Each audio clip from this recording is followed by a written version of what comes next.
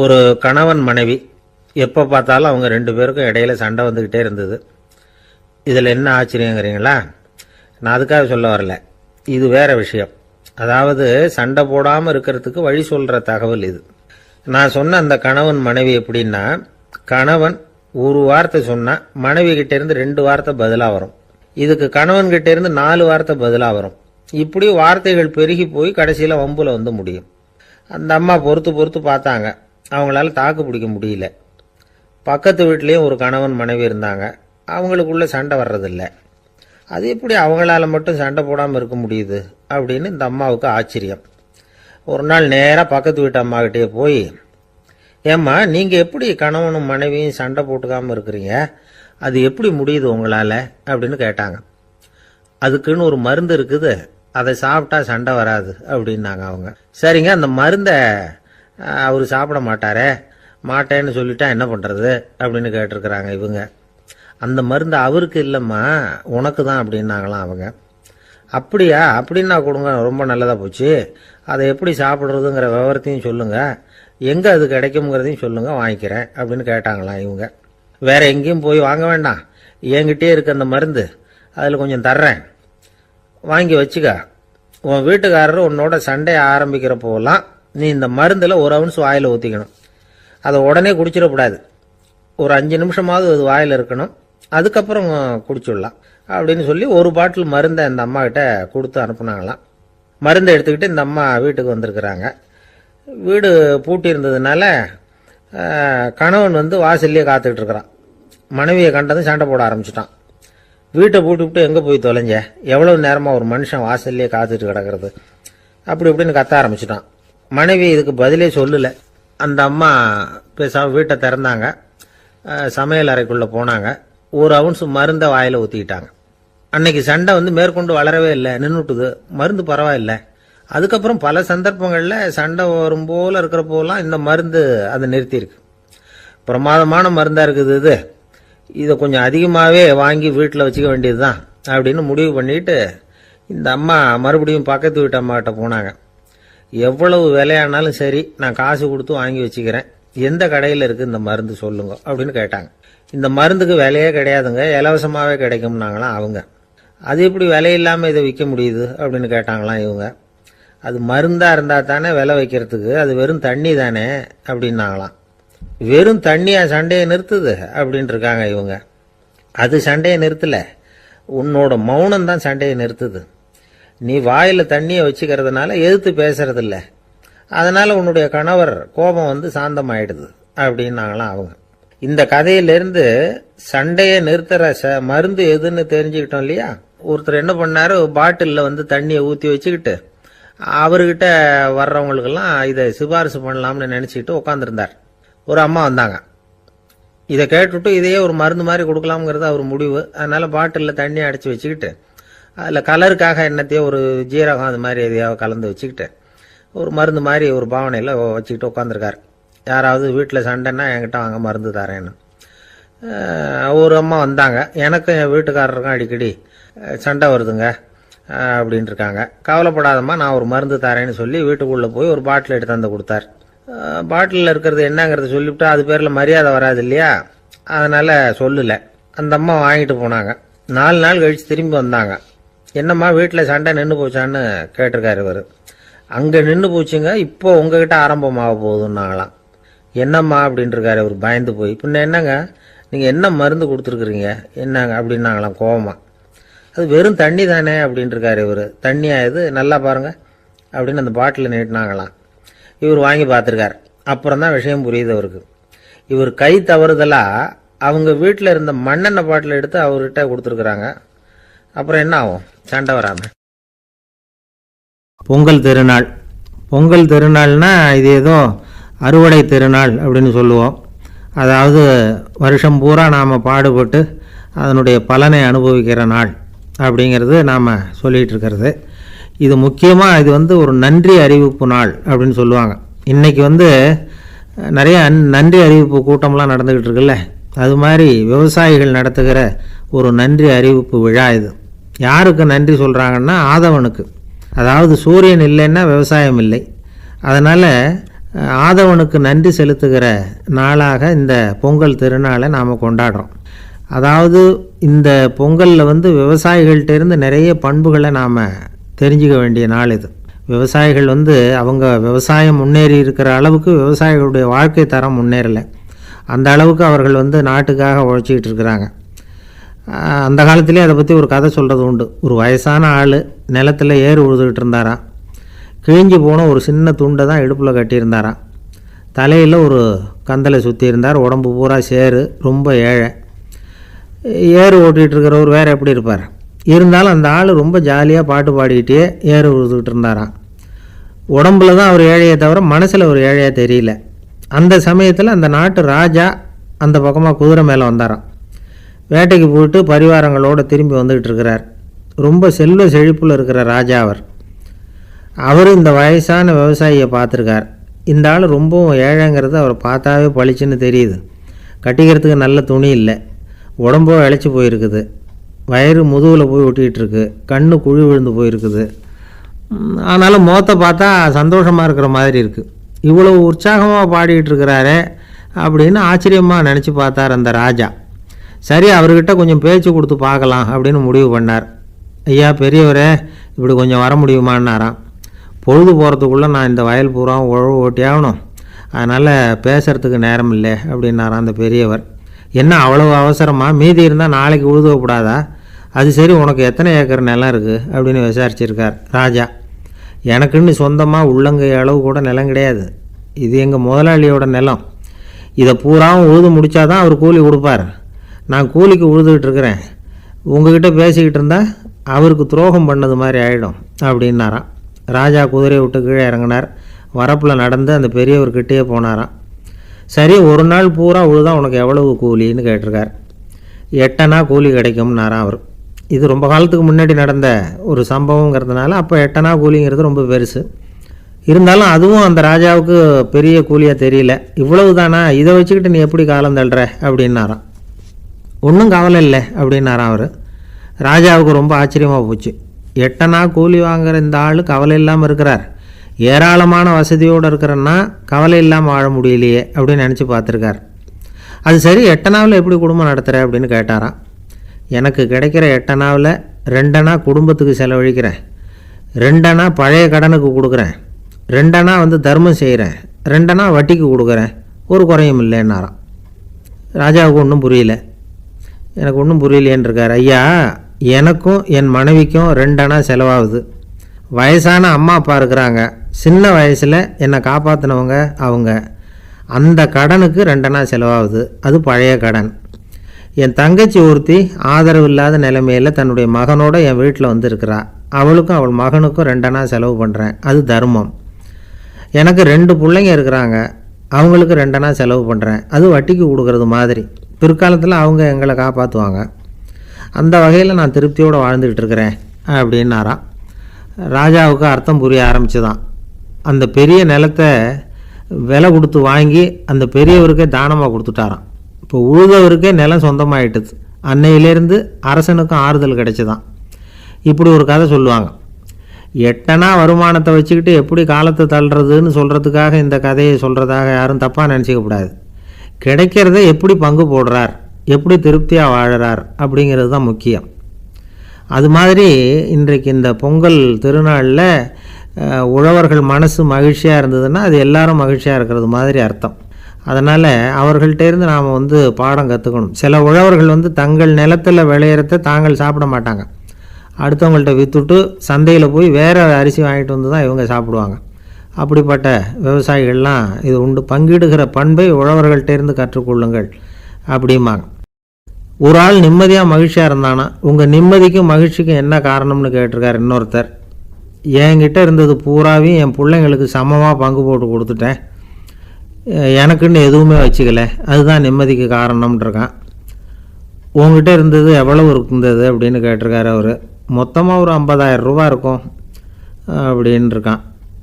அவ்வளவும் பணமாகவே இருந்ததா அப்படின்னு கேட்டிருக்காங்க அவங்க. இல்லைங்க, அவ்வளவும் கடன், அதை தான் பிரித்து கொடுத்துருக்கேன் பிள்ளைங்கக்கிட்ட அப்படின்னு நானும். அவன் அங்கே நபிகள் நாயகம் உட்கார்ந்துருக்கிறார். அந்த சமயம் அம்மா அங்கே வர்றாங்க. அவங்க கையில் திராட்சை பழ கொத்து, அதை கொண்டுகிட்டு வந்து நபிகள் கிட்ட கொடுக்குறாங்க. சாப்பிடுங்க அப்படின்னு சொல்லி ரொம்ப அன்பாக வேண்டிக்கிறாங்க. நபிகள் நாயகமும் ரொம்ப பிரியமாக அதை வாங்கிக்கிட்டார். அதுக்கப்புறம் அதை சாப்பிட ஆரம்பித்தார். நபிகள் நாயகம் மதீனாவில் தங்கியிருந்தப்போ இது மாதிரி நிறைய பேர் பழங்களையும் தின்பண்டங்களையும் கொண்டுகிட்டு வந்து கொடுக்கறது வழக்கம். நபிகள் நாயகம் என்ன பண்ணுவார்னா அதையெல்லாம் வாங்குவார். உடனே பக்கத்தில் இருக்கிற தோழர்கள் எல்லாருக்கும் பகிர்ந்து கொடுப்பார், தானும் சாப்பிடுவார். இதுதான் எப்போதும் வழக்கம். ஆனால் இந்த தடவை என்னாச்சு தெரியுமா? அவர் அப்படி பண்ணல. ஒவ்வொரு பழமாக எடுத்து தானே சாப்பிட்டுக்கிட்டு இருக்கிறார். அவர் விருப்பமாக சாப்பிடுகிற காட்சியை ஆசை தீர பார்த்துக்கிட்டு இருந்தாங்க அந்த வயசான அம்மா, அந்த பழத்தை கொடுத்தவங்க. அவங்களுக்கு ரொம்ப மகிழ்ச்சியாக இருந்தது, மன நிறைவாக இருந்தது. நாம் ஆசையாக கொண்டுகிட்டு வந்து கொடுக்குற பழத்தை நபிகள் நாயகம் இவ்வளோ பிரியமாக சாப்பிட்றாரே அப்படின்னு நினச்சி ரொம்ப சந்தோஷப்பட்டாங்க. அதுக்கப்புறம் அங்கேருந்து அவங்க புறப்பட்டு போயிட்டாங்க. அந்த அம்மா போனதுக்கப்புறம் பக்கத்தில் இருந்த தோழர்கள் பேச ஆரம்பித்தாங்க. ஏன்னா அவங்களுக்கு சந்தேகம், இன்னைக்கு வித்தியாசமாக நடந்துக்கிட்டாரே அப்படின்னு. அண்ணலே, எது உங்களுக்கு வந்தாலும் எங்கள் எல்லாருக்கும் கொடுத்துட்டு தான் நீங்கள் சாப்பிடுவீங்க. இன்னைக்கு மட்டும் நீங்கள் அப்படி செய்யலையே, எல்லா பழத்தையும் நீங்களே சாப்பிட்டீங்களே, அதுக்கு என்ன காரணம் அப்படின்னு கேட்டாங்க. இப்படி கேட்கறதுனால நாயகம் அதை தப்பாக புரிஞ்சுக்க மாட்டார் அப்படிங்கிறது அவங்களுக்கு தெரியும். யாரும் எதையும் அவர்கிட்ட கேட்கலாம், அப்படி கேட்கறதுக்கு உரிமை உண்டு. இந்த ஜனநாயக முறைகளுக்கு அவர்கள் கொடுத்த மரியாதை இது. தோழர்களின் கேள்விக்கு நபிகள் பதில் சொல்ல ஆரம்பித்தார். நண்பர்களே, அந்த அம்மா ரொம்ப பிரியமாக அந்த பழங்களை என்கிட்ட கொண்டுகிட்டு வந்து கொடுத்தாங்க. முதல்ல ஒரு பழத்தை எடுத்து வாயில் போட்டு பார்த்தேன். அது ரொம்ப புளிப்பாக இருந்தது, சாப்பிட்றது ரொம்ப கஷ்டம். உங்ககிட்ட யாருக்காவது அதை கொடுத்துருந்தா அதில் வாயில் போட்டதும் புளிப்பு தாங்காமல் முகம் சுழிச்சிருப்பீங்க. அதை அந்த அம்மா பார்த்துட்டாங்கன்னா வருத்தப்பட்டிருப்பாங்க. ஆசையாக கொண்டுகிட்டு வந்து நமக்கு கொடுத்துருக்குறாங்க. அவங்க அன்பான மனசை நோகடிக்கிறதுக்கு நான் விருப்பப்படலை. அதனால் முகம் சுளிக்காமல் சாப்பிட்ணுமேங்கிறதுக்காகத்தான் அந்த பழங்கள் பூராவே நானே சாப்பிட்டுட்டேன் அப்படின்னு புன்முறுவலோட பதில் சொன்னாராம் நபிகள் நாயகம். இன்னொருத்தர் மனசு புண்படக்கூடாதுங்கிறதுக்காக புளிப்பையும் இனிப்பாக ஏற்றுக்கொள்ளுகிற பண்பாடு இருக்கு பாருங்க, அது ஒரு பெரிய நாகரிகம். அது எல்லாருக்கும் சுலபமாக வந்துடாது. நல்லா இருக்கிற பழத்தையே என்ன இவ்வளவு மோசமாக இருக்கேன்னு சொல்லுகிறவர்கள் தான் நம்மக்கிட்ட அதிகம். இந்த காலத்தில் இல்வாழ்க்கையில் இந்த நாகரிகத்தை சில பேர் கடைபிடிக்கிறது உண்டு. நல்லா இருக்க இல்லையோ முகம் சுளிக்காமல் சாப்பிட்ருவாங்க. ஏன்னு கேட்டால், எதுக்காக சார் வீண் வம்பு, ஏதோ நமக்குன்னு கொடுத்து வச்சது அவ்வளவுதான் அப்படின்னு நினச்சிக்கிட்டு போக வேண்டியது தானே அப்படிம்பாங்க. இவங்கெல்லாம் கூட ஒரு விதத்தில் பண்பாடு தெரிஞ்சவர்கள் தான். இப்போ ஒரு ஆள் ஊரெலாம் சுற்றி விட்டு கடைசியில் அழுத்து போய் ஒரு ஹோட்டலுக்குள்ளே நுழைஞ்சானான். ரொம்ப களைப்பாக இருந்தது அவனுக்கு. அதனால் ரொம்ப களைப்படைஞ்சு போய் ஒரு நாற்காலியில் போய் உட்காந்துருக்கிறான். இவனை பார்த்ததும் சர்வர் ஓடி வந்தார். சார் உங்களுக்கு என்ன வேணும்னு கேட்டார். எனக்கு தேவை 2 தோசையும் கொஞ்சம் அன்பான வார்த்தைகளும் அப்படின்னா. சர்வர் உள்ளே போனார், 2 தோசையை கொண்டாந்து வச்சார். அன்பான வார்த்தை கேட்டனே அப்படின்னா இவன். சர்வர் ரொம்ப பணிவாக குனிஞ்சு இவன் காதோரமாக சொன்னார், ஐயா இந்த தோசையை சாப்பிட்றாதீங்க, புளிச்சு போன பழைய மாவு அப்படின்னார். இது பாருங்க, அன்பான வார்த்தையும் 2 தோசையும் கேட்டார், கொண்டாந்து கொடுத்துட்டார். இப்படி இருக்கிறவர்களும் இன்றைய மனிதர்களில் அதிகம். அதனால் மனிதர்கள் ஒவ்வொருத்தரும் ஒவ்வொரு விதம். நம்மகிட்ட பிரியமாக நடந்துகிறவர்கள் மனம் கோணும்படி நாம் நடந்து கொள்ளக்கூடாது அப்படிங்கிறது தான் நபிகள் நாயகம் அவருடைய செயல் மூலமாக நமக்கு உணர்த்தி இருக்கிற வாழ்வியல் உண்மை. காதில் வாங்க மாட்டேங்கிறான் சார் அப்படின்னு சொல்கிறது உண்டு. அது எப்படி காதில் வாங்கிக்காமல் இருக்க முடியும்? காதுங்கிறது எப்பவும் திறந்தே இருக்கக்கூடிய ஒன்று தானே. சில பேர் பேசிக்கிட்டே இருப்பாங்க, நாமும் கேட்டுக்கிட்டே தான் இருப்போம். அவர் என்ன சொன்னார் திருப்பி சொல்லு அப்படின்னு சொன்னால் சொல்ல தெரியாது. காது சரியாக கேட்டாலும் நாம் பேசுகிறத மற்றவங்க சரியாக கேட்குறாங்களா அப்படிங்கிறது சந்தேகம்தான். இந்த சந்தர்ப்பத்தில் ஒரு உண்மையை நாம் புரிஞ்சுக்கணும். அதாவது என்னென்னா, கேட்பதுங்கிறது வேற, கவனிக்கிறதுங்கிறது வேற. அதாவது கேட்கறதுன்னா அது ஹியரிங், கவனிக்கிறது அப்படின்னா அது லிசனிங். கேட்கறதுங்கிறது தன்னிச்சையாக நடக்கக்கூடிய ஒரு செயல்.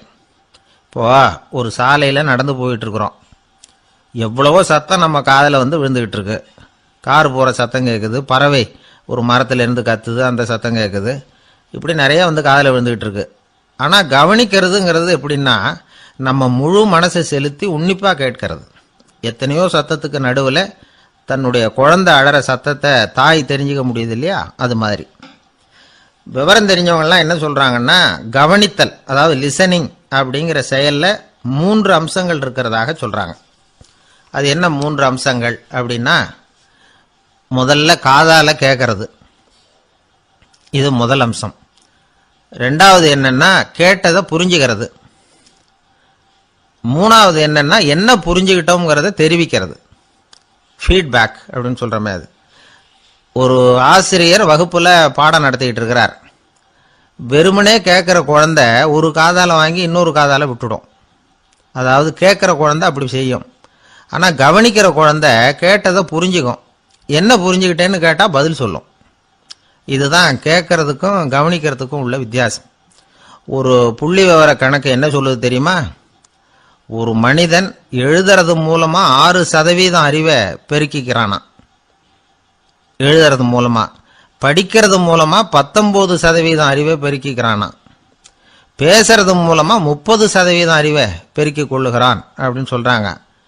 ஆனா பாருங்க, கவனிக்கிறது மூலமா 45% அறிவை பெருக்கிக் கொள்ளுகிறான் அப்படிங்கிறது புள்ளி விவரம். அதனால கற்றலின் கேட்டல் நன்று அப்படின்னு சொல்றாங்க இல்லையா? அது இதுதான். அதனால கவனிக்கிறது மூலமா அதிக அறிவை நாம பெருக்கிக் கொள்ள முடியும். கேள்வி ஞானம் தான் ரொம்ப சிறந்தது அப்படிங்கிறார் வள்ளுவர். அதாவது கவனிச்சு கேட்கணும், அதுதான் முக்கியம். இப்போ மற்றவங்க சொல்றத நல்லா கவனிக்க முடியாதபடிக்கு நாமே சில தடைகளை ஏற்படுத்திக்கிறோம், அல்லது நம்ம அறியாமலே அப்படி ஒரு தடை உண்டாயிடுது. அந்த தடைகளை தாண்டணும் அல்லது தகர்த்து எறியணும் அப்படிங்கிறது பெரியவர்கள் சொல்லுகிற யோசனை. அது என்ன தடைகள் அப்படின்னா, நமக்கு தெரியாத இவர் என்ன சொல்லிட போறார் அப்படிங்கிற நினைப்பு, இது ஒரு தடை.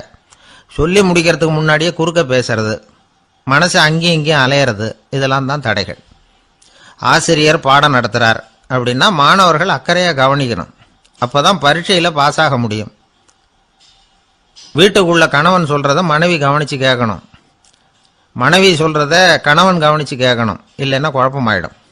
ஒரு அம்மா கோயிலுக்கு போனாங்க. சேலையில் ஒரு முடிச்சு போட்டிருந்தாங்க. எதுக்கு சேலையில் முடிச்சு போட்டு வச்சிருக்கிறீங்க அப்படின்னு கேட்டாங்க. எங்கள் வீட்டுக்காரர் ஒரு கடிதத்தை மறக்காம தபால் போட்டியில் போட்டுடணும்னு சொன்னார். ஞாபகத்துக்காக முடிச்சு போட்டு வச்சிருக்கிறேன் அப்படின்னாங்க. கடிதத்தை பெட்டியில் போட்டுட்டீங்களா அப்படின்னு கேட்டாங்க. அது எப்படிங்க முடியும், அவர் கடிதத்தை என்கிட்ட கொடுக்க மறந்துட்டாரே அப்படின்னாங்களாம். அதனால் மறக்கப்படாதுன்னு நினச்சிக்கிட்டே மறந்து விடுறது, இப்படி ஒரு வாழ்க்கை. அதனால் வாழ்க்கையில் நமக்கு இருக்கிறது செவிச்செல்வம் ரொம்ப முக்கியமானது. நிறைய கேட்கணும், சொல்கிறத விட கேட்கணும், கேட்கறத விட முக்கியம் கவனிக்கிறது. அப்படி கவனிக்கிறது மூலமாக நம்முடைய வாழ்க்கையில் வெற்றி பெறணும். கழுதைய நண்பர்கள் எங்கே போனாலும் சேர்ந்தே போவாங்க வருவாங்க. அப்போ அந்த கழுதை கொஞ்சம் கவலையோடு பேச ஆரம்பிச்சுதான். அதோ பாரு, அங்கே ஒரு புதர் தெரியுது இல்லையா, இந்த புதருக்குள்ளே ஒரு சிங்கம் இருக்கு, அந்த பக்கமாக நான் போகிறப்போ வர்றப்போலாம் அது என்கிட்ட வம்பு வளர்க்குது, தகராறு செய்யுது, என் மேலே பாயுது, என்னை தாக்குது, ஏன்னு தெரியல அப்படின்னுது. இதை கேட்டதும் அந்த குரங்கு சொல்லிச்சு, இனிமேல் கவலைப்படாத, இந்த தடவை நான் உன்னை காப்பாற்றுறேன்னுது. அதுக்கப்புறம் ஒரு நாள் அந்த குரங்கும் கழுதியும் அந்த புதர் பக்கமாக போய்கிட்டு இருந்தாங்க. எதிர்பார்த்தது மாதிரியே நடந்தது. அந்த சிங்கம் எதிரில் வந்தது, கழுதியை பார்த்தது, உடனே அது மேலே பாய ஆரம்பிச்சுட்டுது. அவ்வளவுதான். உடனே இந்த குரங்கு என்ன பண்ணிச்சு தெரியுமா, கிடுகிடுன்னு ஒரு மரத்து மேலே ஏறி உட்காந்துக்கிட்டது. அங்கே உட்காந்துக்கிட்டு கீழே அந்த கழுதையும் சிங்கமும் போடுற சண்டையை வேடிக்கை பார்க்க ஆரம்பிச்சுட்டுது. கொஞ்ச நேரம் கழித்து அடிபட்ட காயத்தோடு அந்த கழுதை மெதுவாக நடந்து வந்தது. குரங்கும் மெல்ல மரத்தை விட்டு கீழே இறங்கிச்சு. இப்போ கழுதை கேட்டுது, என்னை காப்பாத்துறேன்னு சொல்லிவிட்டு காலை விட்டுட்டியே, நீ பாட்டுக்கு மரத்து மேலே ஏறி உட்காந்துக்கிட்டே, இது நியாயமானது. குரங்கு பரிதாபமாக அதை பார்த்துது. நான் மரத்து மேலே இருந்து நீங்கள் 2 பேரும் சண்டை போட்டதை பார்த்துக்கிட்டு தான் இருந்தேன். உன்னோட சத்தம் தான் அதிகமாக இருந்தது, அது நீ சிரிக்கிற மாதிரி எனக்கு கேட்டுது, அதனால் நீ தான் ஜெயிச்சுக்கிட்டு இருக்க போல இருக்கு அப்படின்னு நினச்சிவிட்டேன்னுது. இன்றைக்கி பல பேர் இப்படி தான் இருக்கிறாங்களாம். யார் ஜெயிக்கிறாங்க யார் தோக்குறாங்கங்கிறத முகத்தை பார்த்து கூட கண்டுபிடிக்க முடியறதில்ல, பேசுகிற பேச்சை வச்சு கூட கண்டுபிடிக்க முடியறதில்ல. தோற்கிறவங்க கூட சிரிக்கிற மாதிரி முகத்தை வச்சுக்கிறான். இன்றைய மனிதர்கள்கிட்ட ஏகப்பட்ட முரண்பாடுகள். பொய் முகங்களோட உலவுகிறவர்கள் தான் அதிகம். உண்மை முகம் எங்கே இருக்குது அப்படிங்கிறத புரிஞ்சுக்கிட்டு நண்பர்களை தேர்ந்தெடுக்கணும் அப்படிங்கிறது ஒரு முக்கியமான கருத்து. கடவுள் இந்த உலகத்தை படைச்சுட்டு அதுக்கப்புறமும் கொஞ்ச நாள் இங்கேயே தங்கியிருந்தாராம். அப்போ தான் அவருக்கு ஒரு உண்மை புரிஞ்சுதான் இந்த உலகத்தில் தங்கி இருக்கிறது எவ்வளவு இடைஞ்சல்னு. தினமும் மனிதர்கள் தேடி வந்து ஏதாவது புகார் சொல்லிக்கிட்டே இருந்தாங்களாம். எனக்கு அது வேணும் இது வேணும்னு கேட்டுக்கிட்டே இருந்தாங்களாம். சில பேர் வந்தாங்க, நாங்கள் வந்து விவசாயம் பண்ணுறோம், தண்ணி இல்லாமல் பயிர் காயுது, எங்களுக்கு மழை வேணும் அப்படின்னாங்க. அவங்க போனதும் அதுக்கப்புறம் சில பேர் வந்தாங்க, நாங்கள் வந்து மண்பானை செய்கிறவங்க நிறைய பானை செஞ்சு வச்சுருக்குறோம், மழை பெஞ்சால் எல்லாம் கரைஞ்சி வீணாக போயிடும், அதனால் இன்றைக்கி மழை பெய்யக்கூடாதுன்னாங்க. கடவுள் பார்த்தார், அவருக்கு என்ன பண்ணுறதுன்னே தெரியல, ஏகப்பட்ட குழப்பம், தலையை பிச்சுக்கலாம் போல் இருந்தது, கிட்டத்தட்ட பைத்தியம் பிடிக்கிற அளவுக்கு ஆயிட்டுது. எல்லாருடைய ஆசைகளையும் அவரால் நிறைவேற்ற முடியல, ஏன்னா ஒன்றுக்கு ஒன்று முரண்பாடாக இருந்தது. ஒரு நாள் தன்னுடைய அமைச்சரவையை கூட்டி ஆலோசனை கேட்டார். என்ன செய்யலாம்னு சொல்லுங்கன்னார். இது என்ன பிரமாதம், பேசாமல் இமயமலை அடிவாரத்தில் போய் உட்காந்துங்க, யாரும் தொந்தரவு பண்ண மாட்டாங்கன்னாங்க. அங்கேயும் மனிதர்கள் வர ஆரம்பிச்சுருவாங்களேன்னார் கடவுள். சரி அப்படின்னா சந்திரனில் போயிருந்துக்கலாமேன்னாங்க. அங்கேயும் மனுஷன் குடி வர போகிறான் அப்படின்னார் கடவுள். வெகு தூரத்துக்கு அப்பால் உள்ள நட்சத்திர மண்டலத்துக்கு போயிடலான்னாங்க. இதெல்லாம் நிரந்தர தீர்வாகாது, நிரந்தரமாக இந்த மனிதனுடைய தொல்லையிலிருந்து நான் விடுபடணும், அதுக்கு ஏதாவது வழி சொல்லுங்கன்னார் கடவுள். ஒரு வயசான ஆள் வந்தார். கடவுளுக்கு காதோட காதாக ஒரு வழியை சொன்னார். கடவுளுக்கு முகம் மலர்ந்தது. அதுதான் சரி, அப்படியே செஞ்சுடலான்னார். அந்த ஆள் சொன்ன ரகசியம் என்ன தெரியுமா? மனிதனால் அடைய முடியாத ஒரு இடம் இருக்குது, அது வேற எங்கேயும் இல்லை, அவனுக்கு உள்ளே இருக்குது, அங்கே போய் மறைஞ்சுங்க, அதுக்கப்புறம் மனிதர்களால் உங்களுக்கு தொந்தரவு இருக்காதுன்னார். மனிதன் நினைக்காத இடம் அதுதான். அதாவது உள்ளுக்குள்ளே இருக்கிற உண்மையை புரிஞ்சிக்காம வெளியில் எங்கேயோ அது இருக்கிறதாக நினச்சி வரட்டிக்கிட்டு அலையிறான் மனுஷன். உள்ளே இருக்கிற உண்மை புரிஞ்சா நாம் தன்னம்பிக்கையோட தலை நிமிர்ந்து வாழலாம். வேடிக்கையாக ஒரு கதை சொல்லுவாங்க. இதை பாருங்க, நம்ம பையன் எங்கே பணம் வச்சாலும் எடுத்து விடுறான், என்ன பண்ணுறதுன்னாங்க அம்மா. அப்பா கொஞ்ச நேரம் யோசனை பண்ணார். அதுக்கப்புறம் சொன்னார், அவன் கண்ணில் படாத இடமா நம்ம வீட்டில் இருக்கிறது ஒரே இடம் தான், அங்கே பணத்தை வை திருட்டு போகாதுன்னார். அது எந்த இடம்னு கேட்டாங்க. அதுதான் அவன் பாட புஸ்தகம், அதில் வச்சிரு, அவன் தொடவே மாட்டான், பாட புத்தகத்தை தொடாமல் பரீட்சையில் வெற்றி பெற முடியாது அப்படிங்கிறத புரிஞ்சுக்கணும். உள்ளே இருக்கிற உண்மையை தொடாமல் வாழ்க்கையில் வெற்றி பெற முடியாது. அதனால் உண்மையை புரிஞ்சுக்கிட்டா வாழ்க்கையில் வெற்றி நிச்சயம். உங்கள் பையன் எப்படி சார் இருக்கான் அப்படின்னு விசாரித்தார் ஒருத்தர். அவன் என்ன சார், எதை சொன்னாலும் காதில் வாங்க மாட்டேங்கிறான், அவன் பாட்டுக்கு போகிறான் வர்றான் அப்படின்னு சொல்லி அழுத்துக்கிட்டார் அப்பா. பெரியவங்க சொல்கிறத சின்ன பிள்ளைங்க கேட்கறது இல்லைங்கிறது ஒரு குறை, பெரியவங்க சொல்கிறது சின்ன பிள்ளைங்க காதலையே விழறது இல்லைங்கிறது ஒரு குறை. இது கொஞ்சம் சீரியஸான விஷயம், கவனித்து பார்க்கணும். ஒரு குழந்தைக்கு காது சரியாக கேட்குதா இல்லையா அப்படிங்கிறத நாம தான் கவனித்து பார்த்து கண்டுபிடிக்கணும்.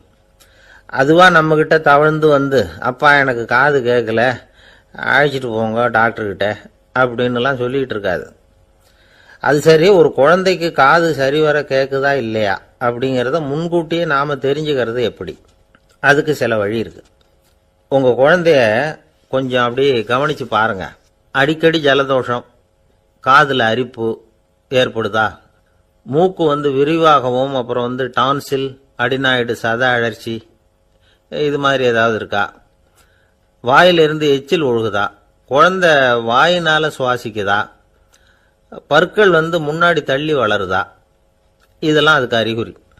அப்புறம் இந்த VBDF TH இப்படி இந்த ஒலிகள் சேர்ந்த வார்த்தைகளை குழந்தை சரியாக புரிஞ்சுக்காது. இப்போ உதாரணத்துக்கு பட்டுன்னு சொல்லு குழந்தை அப்படின்னீங்கன்னா அது கட்டுன்னு சொல்லும். அதாவது பட்டு சவுண்டை அதால் புரிஞ்சுக்க முடியல. அப்புறம் உங்கள் குழந்தை உங்களை உறக்க பேச சொல்கிறானா, அடிக்கடி கேள்வி கேட்குறானா, சாப்பிட்றப்போ கவனம் இல்லாமல் இருக்கானா, படிப்பில் போதுமான முன்னேற்றம் இல்லையா, வகுப்பில் சரியாக கவனிக்கிறது இல்லையா, இப்படிலாம் இருந்தால் ஆரம்பத்திலேயே டாக்டர்கிட்ட அழைச்சிட்டு போய் சிகிச்சையை ஆரம்பிச்சுடலாம், குணப்படுத்தி விடலாம். குழந்தைக்கு காது சரியாக கேட்கலன்னா நீங்கள் செய்ய வேண்டியது என்ன தெரியுமா?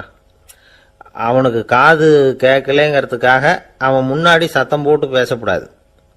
மெதுவாக சீராக பேசணும், அவனை பார்த்து பேசணும். உங்கள் உதட்டு அசைவுகள் அவனுக்கு உதவும், அதை பார்த்தே புரிஞ்சுக்குவான். நீங்கள் வாயில் வெத்தலை பாக்கு போட்டுக்கிட்டோ புகை பிடிச்சிக்கிட்டோ பேசக்கூடாது. அப்படி பேசினா அவனால் அந்த உச்சரிப்பை சரியாக புரிஞ்சுக்க முடியாது.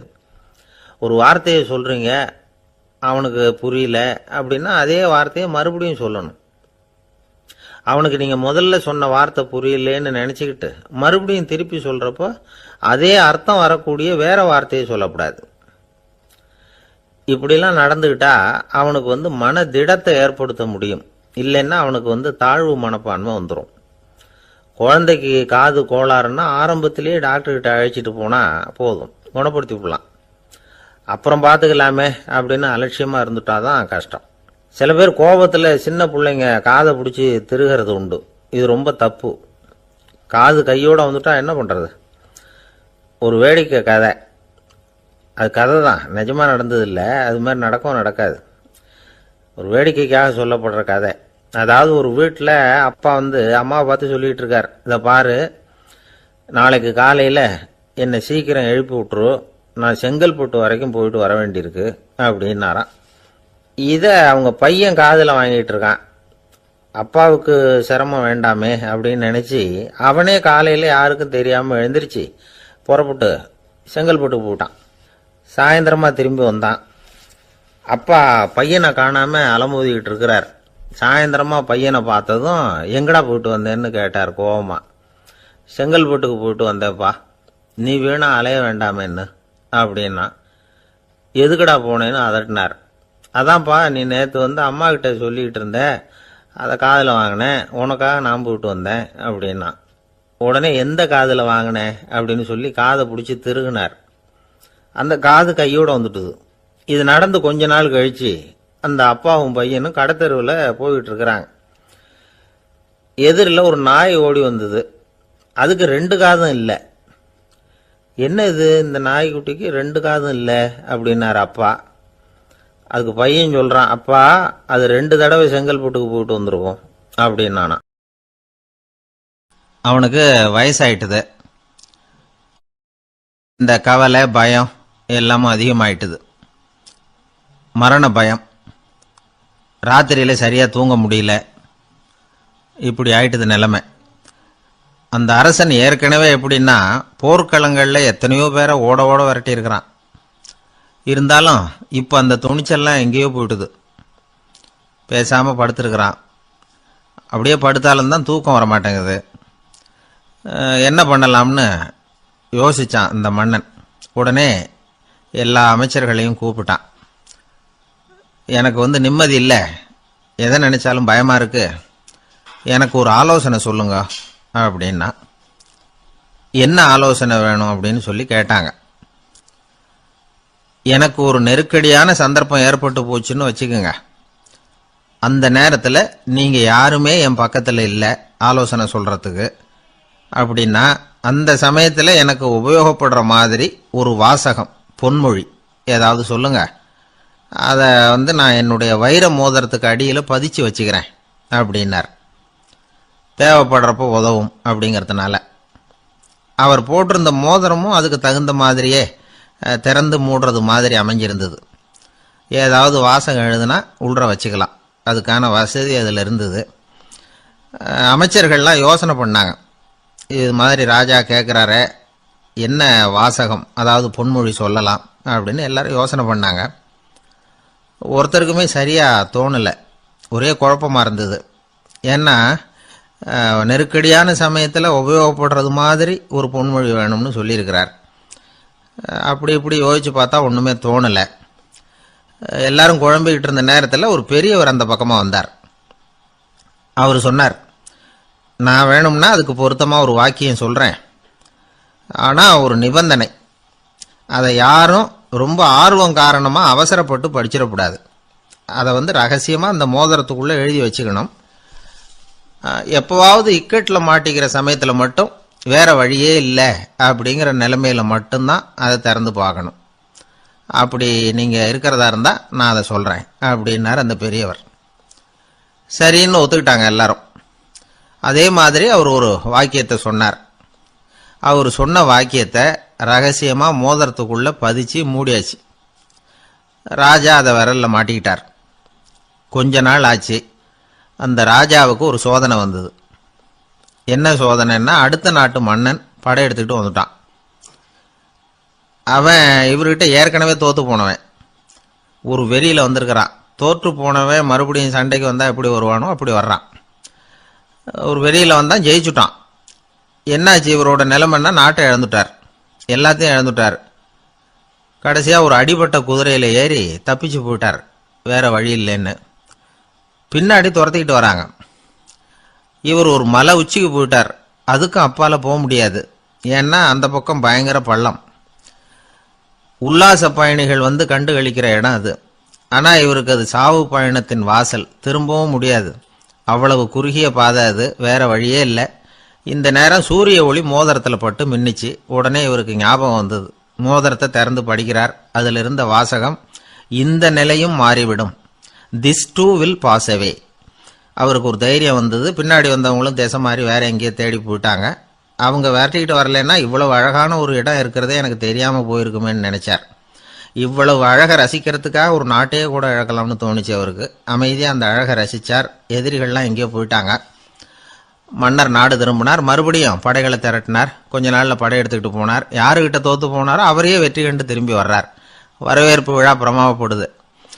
ஆடல் பாடல் கோலாகலம். இதை பார்த்தது அந்த ராஜாவுக்கு தலைகால புரியல. நம்மளை இனிமேல் யாராலையும் ஜெயிக்க முடியாதுன்னு நினைச்சார். அகம்பாவம் லேசாக எட்டி பார்த்தது. இப்போ மறுபடியும் சூரிய ஒளிப்பட்டு மோதிரம் மின்னிச்சு. அதை திறந்து மறுபடியும் படிக்கிறார். இந்த நிலைமையும் மாறிவிடும், this too will pass away. அவ்வளவுதான். அவர் மனசு அடங்க ஆரம்பிச்சுட்டுது, ஆணவம் போயிட்டுது. இதிலிருந்து நாம் தெரிஞ்சுக்க வேண்டியது என்னன்னா, எந்த சூழ்நிலையிலையும் நாம் கவலைப்பட வேண்டியதில்லை. ஏன்னா இங்கே எதுவுமே நிரந்தரம் இல்லை. அந்த ராஜா மாதிரியே நம்ம ஆள் ஒருத்தன் ஒரு மோதிரம் போட்டிருந்தான், அதுக்குள்ளே அவன் எழுதி வச்சிருந்த வாசகம், எதுக்கும் கவலைப்படாதே அப்படிங்கிறது தான். ஒரு நாள் பயங்கரமான கவலையோடு உட்காந்துருந்தான். பக்கத்தில் இருந்தவங்க சொன்னாங்க, இது மாதிரி சந்தர்ப்பத்தில் தான் நீ உன் மோதிரத்தை திறந்து பார்க்கணும்னாங்க. இவனுக்கு கவலையோடு எரிச்சலும் சேர்ந்துக்கிட்டது. அது எப்படி முடியும், இப்போ திருட்டு போனது என்னோட அந்த மோதிரம் தானே அப்படின்னு சொல்லிவிட்டு தலையில் கை வச்சுட்டு உட்காந்துட்டான். இப்படிலாம் சொல்கிறது உண்டு. இருந்தாலும் நாம் எந்த சூழ்நிலையிலையும் கவலைப்பட வேண்டியதில்லை அப்படிங்கிற உண்மையை புரிஞ்சுக்கணும். அப்படி கவலையை வெல்றதுக்கான வழி தெரிஞ்சுட்டதுன்னா வாழ்க்கையில் வெற்றி நிச்சயம். லோகமானிய பாலகங்காதர திலகர் இருந்தார்ல, அவருக்கு 15 வயசுலேயே கல்யாணம் நடந்துதான். மனைவி பேர் தபிபாய். ரொம்ப பெரிய குடும்பத்து பொண்ணு, நல்ல குணம். அவங்க குடும்பம் நடத்திக்கிட்டு இருக்கிறாங்க. அந்த காலத்தில் திருடர்கள் பயம் அதிகம். இந்த காலத்தில் மட்டும் என்னன்னு கேட்குறீங்களா? நீங்கள் கேட்குறது நியாயம்தான். இருந்தாலும் இந்த காலத்து திருடனுக்கும் அந்த காலத்து திருடனுக்கும் ஒரு முக்கியமான வித்தியாசம் உண்டு. அதாவது அந்த காலத்து திருடன்லாம் நியாயம் அநியாயம் பார்க்கறது உண்டு, இந்த காலத்தில் அப்படி பார்க்கறது இல்லை. அந்த காலத்தில் திருட வர்றவங்கள்ட்ட கூட ஒரு தார்மீக உணர்வு உண்டாம்.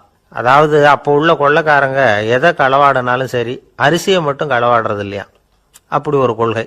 அதனால பாருங்க, அந்த காலத்து பெண்கள் நகை நட்டுகளை பத்திரமா வைக்கணும்னா பெட்டியில் வைக்கிறது இல்லை, அரிசி பானையில் போட்டு வச்சு விடுறது.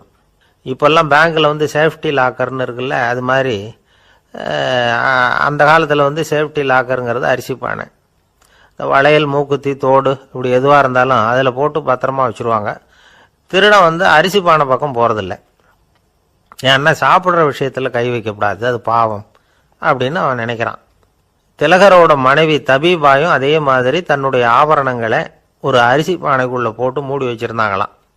இப்படி இருந்தப்போ ஒரு நாள் ஒரு பிச்சைக்கார பொண்ணு வீடு வீடாக பிச்சை கேட்டுக்கிட்டே வந்திருக்குது. திலகர் வீட்டுக்கும் தர்மம் போடுங்க தாயே அப்படின்னு தான் அந்த பொண்ணு. அந்த அம்மா தபிபாய் காதில் இது விழுந்திருக்கு. உடனே கை நிறைய அரிசி அள்ளிக்கிட்டு போட்டிருக்கு. பாத்திரத்தில் அரிசியை போட்டதுக்கு அப்புறம் தான் தெரியுது, பளிச்சுன்னு கண்ணில் படுது. அதாவது அந்த அம்மாவோட வைர மூக்குத்தி ஒன்று அரிசியோடு சேர்ந்து அந்த பிச்சைக்கார பொண்ணு பாத்திரத்தில் போய் விழுந்துட்டுது. இந்த அம்மாவுக்கு மனசுக்குள்ள குழப்பம், என்ன இப்படி ஆயிட்டுதே, மூக்குத்தி போயிட்டுதே, பிச்சை பாத்திரத்திலேருந்து அதை எப்படி எடுக்கிறது அப்படின்னு தயக்கம். வாயை திறந்து அதை கேட்கறதுக்கும் கூச்சம். திண்ணையில் உட்காந்துருந்த திலகர் இவ்வளவையும் பார்த்துக்கிட்டு இருக்கிறார். மனைவியின் மனசுக்குள்ள நடக்கிற மௌன போராட்டத்தை அவர் நல்லா புரிஞ்சுக்கிட்டாராம். மனைவியை பார்த்து சொன்னாராம், தபிபாய், இது தெய்வ சம்மதம், அவளுக்கு சேர வேண்டிய மூக்குத்தி அவகிட்ட போயிட்டுது, பிச்சை பாத்திரத்தில் விழுந்த மூக்குத்தியை எடுக்க வேணாம் அப்படின்னாராம். சரின்னு சொல்லிவிட்டு மேற்கொண்டு எதுவும் சொல்லாமல் அந்த அம்மா வீட்டுக்குள்ளே போயிட்டாங்களாம். இந்த காலத்துலலாம் அது மாதிரி நடக்குமா? வெறும் அரிசியை போட்டுட்டு விவகாரம் பண்ணிட்டு இருக்க மாட்டோமா? ஒரு பெரிய மனுஷன் வீட்டுக்கு ஒரு பிச்சைக்காரன் வந்தான். ஐயா, நாங்கள் பிச்சைக்காரங்கள்லாம் சேர்ந்து ஒரு சங்கம் வச்சுருக்குறோம், அதுக்கு நிதி சேர்க்குறோம், அதுக்கு ஒரு 100 ரூபா கொடுத்தீங்கன்னா எங்களுக்கு பெரிய உதவியாக இருக்கும் அப்படின்னு நானா. அதெல்லாம் ஒன்றும் கொடுக்க முடியாது போ அப்படின்னாரான் அவர். அப்படின்னா ஒரு 50 ரூபாயாவது கொடுங்களேன் அப்படின்ட்டுருக்கான். அதுவும் முடியாதுன்னு சொல்லிவிட்டார். 25 ரூபா அப்படின்னு இருக்கான். எதுவும் முடியாது அப்படின்னாரான். சரிங்க, இவ்வளவு பெரிய வீட்டுக்கு வந்துட்டு வெறுங்கையோடு திரும்புறது நல்லா இருக்காது, அதனால சும்மா ஒரு 1 ரூபா மட்டுமாவது கொடுங்க அப்படின்னு இருக்கான் அவன். ஒரு பைசா கூட என்கிட்ட கிடையாது அப்படின்னு விட்டாரான் இவர். அப்படின்னா நீங்கள் ஒரு காரியம் பண்ணுங்களேன் அப்படின்னு அவன். என்ன செய்யணும் அப்படின்னு இருக்கார். எங்கள் சங்கத்தில் நீங்களும் ஒரு மெம்பராக சேர்ந்துருங்க அப்படின்னானா. ஒரே ஒரு ஊரில் ஒரு அம்மா இருந்தாங்க. அந்த அம்மாவுக்கு ஒரே ஒரு பிள்ளையாண்டான். அவனுக்கு ரொம்ப அக்கறையோடு கல்யாணம் பண்ணி வச்சாங்க. கல்யாணம் முடிஞ்சதும் மருமக பொண்ணு வீட்டுக்கு வந்து சேர்ந்தது. அப்பாடா, என் கடமை முடிஞ்சுது, இனிமே அக்கடான்னு எங்கேயாவது ஒரு மூலையில் படுத்து கிடக்கலாம் அப்படின்னு நினச்சாங்க அந்த அம்மா. ஆனால் நினைக்கிறபடி எங்கே நடக்குது? அதுக்கப்புறம் தான் பிரச்சனையே ஆரம்பமாச்சு. மருமகள் குணம் சரியில்லை, ஒரு மாதிரி. அந்த பொண்ணு வீட்டுக்கு வந்ததுமே முதல் வேலையாக மாமியாரை பார்த்து, அதுதான் நான் வந்துட்டேன்ல, இனிமேல் உங்களுக்கு என்ன வேலைங்க, புறப்பட வேண்டியது தானே, காசி ராமேஸ்வரம்னு எங்கேயாவது போங்க அப்படின்னுட்டு தான். மாமியாரை பார்த்தாங்க, கொஞ்சம் யோசனை பண்ணாங்க. இந்த பாருமா, நீ இப்படி சொல்கிறதுக்கு முன்னாடியே வீட்டை விட்டு புறப்படணுங்கிற முடிவுக்கு நான் வந்துட்டேன். வீட்டை மட்டும் இல்லை, இந்த உலகத்தை விட்டே கூட போகிறதுக்கு தயாராக இருக்கிறேன். ஆனால் ஒரே ஒரு விஷயத்துக்காக என் உயிரை கையில் பிடிச்சிக்கிட்டு இருக்கிறேன் அப்படின்னாங்களாம். என்ன விஷயம்னு கேட்டது இந்த மருமக பொண்ணு. வேற ஒன்றும் இல்லை, என் பிள்ளைக்கு கல்யாணம் பண்ணி வச்சுட்டேன். ஒரு பேர புள்ள பிறந்து அதை என் கண்ணால் பார்த்துட்டேன்னா நான் எங்கே வேணும்னாலும் போகிறதுக்கு தயாராக இருக்கிறேன் அப்படின்னாங்களாம் அந்த மாமியார். மாமியார் இப்படி சொல்கிறதுலேயும் நியாயம் இருக்கிறதாக பட்டுது அந்த பொண்ணுக்கு. சரி, அப்படியே இருந்து பார்த்துட்டு போகலாம் அப்படின்னு அனுமதி கொடுத்தது. கொஞ்ச காலத்தில் ஒரு பேரன் பிறந்தான். அந்த அம்மாவும் பேரனை கண்ணால் பார்த்துட்டாங்க. சரி, பேரனை பார்த்தாச்சுல்ல, இனிமேல் புறப்பட வேண்டியது தானே அப்படின்னது மருமக பொண்ணு. மாமியார் பார்த்தாங்க, நீ சொல்கிறது சரிதாம்மா, அதில் ஒன்றும் தப்பு இல்லை. என்னோட பேரன் உங்களை அம்மா அப்பான்னு கூப்பிடுறத என் காது குளிர கேட்டுட்டு போயிடுறேனே அப்படின்னாங்களாம். சரி, அந்த ஆசையை நிறைவேறட்டும் அப்படின்னு காத்துக்கிட்டு இருந்தாங்க. பேரன் வளர்ந்தான், நடந்தான், பள்ளிக்கூடம் போனால் பெரியவனானா. மருமக பொண்ணு மறுபடியும் மாமியாரை விரட்ட ஆரம்பிச்சுட்டுது, இன்னும் புறப்புள்ளையான்னு. இதை பாருமா, இது வரைக்கும் இருந்துட்டேன். பேரனோட கல்யாணத்தையும் கண்ணால் பார்த்தாதான் இந்த கட்டை வேகும் போல் இருக்குது அப்படின்னு சொல்லி ஒரு மாதிரியாக பேச ஆரம்பித்தாங்க. இதுவும் நியாயமான ஆசையாக தான் படுது அப்படின்னு அது யோசிச்சிருக்கு அந்த பொண்ணு. சரின்னு அதுக்கும் ஒத்துக்கிட்டது. உடனே பேரனுடைய கல்யாணமும் முடிஞ்சது ஒரு வழியாக. இனிமே ஒரு நொடி கூட இங்கே இருக்கக்கூடாது, புறப்படுங்க அப்படின்னு மாமியாரை விரட்டிச்சான் அந்த பொண்ணு. இப்போ அந்த மாமியார் தன்னோட மருமகளை பார்த்து சொல்கிறாங்க, இதோ கிளம்பிட்டேம்மா, என் மூட்டை முடிச்செல்லாம் கட்டிக்கிட்டேன், புறப்பட்டுவிட்டேன். அப்படியே நீயும் உன் துணிமணிகளை மூட்டை கட்டிக்கிட்டு கிளம்பிடும், என்னோட சேர்ந்து 2 பேருமா சேர்ந்து போயிடலாம் அப்படின்னாங்களாம். அந்த பொண்ணு முழிக்குது. முழிக்காதே, உனக்கும் ஒரு மருமக வந்துட்டா, இனிமேல் நீயும் ஒரு மாமியார் தானே, உனக்கும் இனிமேல் இங்கே வேலை இல்லை, புறப்படு அப்படின்னாங்களாம். அப்போ தான் அந்த பொண்ணு சிந்திக்க ஆரம்பிச்சுதான், தன்னோட தவறு புரிஞ்சுதான். இந்த தகவலை கேட்டுக்கிட்டு இருக்கிற மருமகள்லாம் இதை பற்றி கொஞ்சம் யோசிச்சு பார்க்கணுங்கிறதுக்காகத்தான் இதை சொல்கிறோம் மாமியார்கள் சார்பாக. காஞ்சிபுரத்தில் பல்லவ ராஜா ஒரு கோவில் கட்டினார், கைலாசநாதர் கோவில். அதுக்கு கும்பாபிஷேகம் பண்ணுறதுக்கு ஒரு நாள் குறிப்பிட்டு அதுக்கு வேண்டிய ஏற்பாடுகள்லாம் பண்ணினார். முதல் காரியமாக கடவுளை வேண்டிக்கிட்டார், நீங்கள் இந்த கும்பாபிஷேகத்துக்கு நேரில் வந்து கலந்துக்கணும்னார். கடவுள் அந்த ராஜா கனவுல வந்தார். நீ கும்பாபிஷேகம் வச்சிருக்கிற அதே நாளில் அதே நேரத்தில் எனக்கு இன்னொரு ஊரில் ஒரு கும்பாபிஷேகம் இருக்குது, அதுக்கு போக வேண்டியிருக்கு. அதாவது திருநின்ற ஊரில் என்னுடைய பக்தர் ஒருத்தர், அவரும் ஒரு கோயில் கட்டி கும்பாபிஷேகம் செய்கிறார், நான் அதுக்கு போக வேண்டியிருக்கு, அதனால் உன்னுடைய தேதியை நீ மாற்றி வச்சுக்கோ அப்படின்னார். கடவுள் தான் எங்கேயும் இருக்கிறவராச்சே, அவர் நினச்சா 2 இடத்துலையும் இருந்து கோயில் கும்பாபிஷேகத்தை நடத்த முடியாதா? ஏன் அப்படி செய்யலை? அது ஒரு முக்கியமான காரணத்துக்காகத்தான். திருநின்ற ஊரில் இருந்த பூசலாருங்கிற அந்த அடியாரின் பெருமையை இந்த உலகத்துக்கு எடுத்து காட்டணுங்கிறதுக்காகத்தான் கடவுள் அந்த ராஜா கிட்ட அப்படி சொன்னார். சரி, அந்த அடியார் அப்படி என்னதான் பெருசா கோயில் கட்டி விட்டார்? ராஜா கட்டின கோயிலை விட பெருசா? அவர் கட்டினது கருங்கல்லாலேயோ மண்ணாலேயோ மரத்தாலேயோ இல்லை. அவர் கட்டின கோயில் வேற மாதிரி. அது மனசால கட்டின கோயில், மனசுக்குள்ள இருக்கிற கோவில், மனக்கோவில். அந்த அடியார் தன்னோட மனசுக்குள்ள மாசக்கணக்கா ஒவ்வொரு கல்லா சேர்த்து கட்டின கோவில். இந்த விஷயம் ராஜாவுக்கு தெரியாது. அவர் என்ன நினைச்சுட்டாரு, அது நாம கட்டின கற்கோயிலை விட ரொம்ப பெருசா இருக்கும் போல இருக்கு அப்படின்னு நினைச்சுட்டாரு. சரி, அப்பேற்பட்ட அந்த கோயிலை தரிசனம் பண்ணிவிட்டு வருவோம் அப்படின்னு நினைச்சு ராஜா திருநின்ற ஊருக்கு போறார். அங்க போய் பார்த்தா கோயிலையும் காணும், ஒன்னையும் காணும். கடைசியில பூசலார் கட்டின மணக்கோவில் தான் அதுங்கிறத அவர் புரிஞ்சுக்கிறார். உடனே அந்த அடியாரின் காலில் விழுந்து வணங்குறார். அவரோ, இது மனசால முயன்ற கோவில், இதுக்கு இத்தனை பெருமையா அப்படின்னு ஆச்சரியப்படுறார். இதுல ஆச்சரியப்படுறதுக்கு ஒண்ணும் இல்லை. ஆண்டவன் விரும்புறது அகபக்தியையே தவிர புற தோற்றங்களே அல்ல. இதை நாம புரிஞ்சுக்கிட்டோம்னா நமக்குள்ள எந்த வேறுபாடுகளும் வர்றதுக்கு வழியே இல்லை. இன்னொரு ராஜா இருந்தார்.